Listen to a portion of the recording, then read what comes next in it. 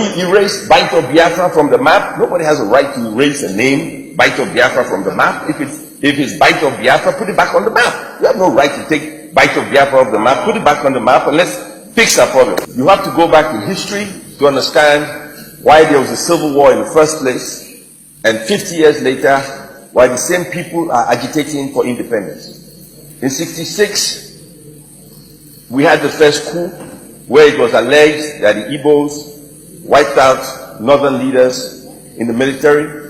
Second coup, Gawan took over, and there was a lot of bloodshed, killing the Igbos.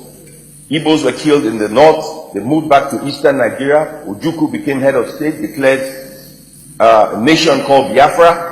The war started. We fought for 3 years. The war was over, and southeastern Nigeria and eastern Nigeria, as it was called, was integrated into Nigeria. That is the background. Now, when the war was over, I asked the Vice President of Nigeria a fundamental question. There are two questions asked. One, why did you erase the bite of Biafra from the map of Nigeria? And he said that at the Supreme Military Council meeting, they felt Biafra would rise again.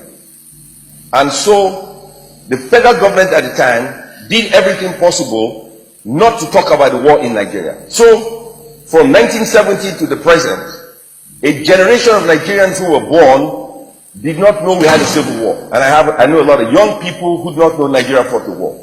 This policy of being an ostrich and not addressing issues is counterproductive. If you lived in America, you know you had the Vietnam War, which happened at the same time as the Nigerian Civil War. You had the Korean War, you had the First World War, you had the Second World War. You have all kinds of wars.